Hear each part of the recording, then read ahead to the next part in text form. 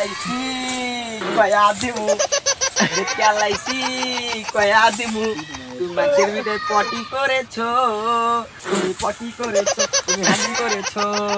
এ থাম থাম আমি কাজটা সেরে দিচ্ছি আয় অনেকক্ষণ হলো আসো না কেন? এ হোসেন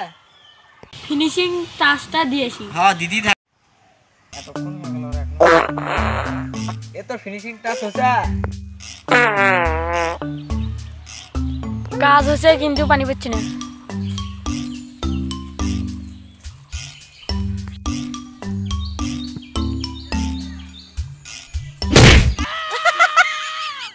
हे प्रभु